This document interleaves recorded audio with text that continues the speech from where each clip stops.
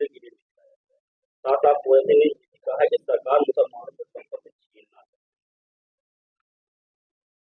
पूरा विपक्ष और ओवैसी समाज को बरगलाने का काम करता है। जैसे चुनाव में कहा था इनकी सरकार बन गई तो संविधान बदल देंगे, और हम लोग बाबा साहब भीमराव अंबेडकर के संविधान का सम्मान करते हैं और भारत बाबा साहब भीमराव अंबेडकर के संविधान से ही चलेगा। और ये जो वक्फ बोर्ड का हम लोग बिल लेकर के आए निरसन का, वो संविधान के दायरे में लेके आए हैं। जिन लोगों ने गरीब मुसलमानों के हकों पर डाका डाला है और मुट्ठी भर लोग वक्फ बोर्ड की संपत्तियों पर कब्जा करके बैठे हैं। आपको याद होगा कि जब देश का विभाजन हुआ तो पाकिस्तान से जो हिंदू आया तो पाकिस्तान में हिंदुओं की जमीन पर कब्जा कर लिया गया। संयोग की बात है, मेरा भी आश्रम गुजरावाला के मुरलीवाला गांव में था, हमारी जमीन पर कब्जा कर लिया गया। लेकिन हिंदुस्तान से जो मुसलमान पाकिस्तान गया, उनकी सारी की सारी जमीन वक्फ बोर्ड को दे दी गई और वक्फ बोर्ड पर मुट्ठी भर लोग कब्जा करके बैठे हैं।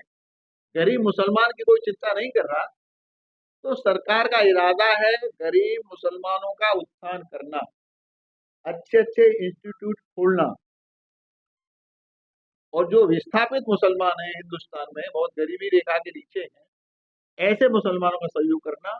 तो वक्फ बोर्ड की स्थिति में पारदर्शिता लाने के लिए ये वक्फ बोर्ड निरसन कानून सरकार हमारी लेके आई है। और हमारे जो अल्पसंख्यक मामलों के मंत्री हैं किरेन रिजिजू, उनने बहुत विस्तार से इस पर प्रकाश डाला था और पूरे विपक्ष ने विरोध किया था। उन्होंने कहा आप मेरी बात को सही तरीके से सुनेंगे तो मुझे लगता है अपने आप इसका समर्थन करेंगे। लेकिन फिर भी भारतीय जनता पार्टी और भारतीय जनता पार्टी की सरकार संवैधानिक तरीके से सब कुछ करती है।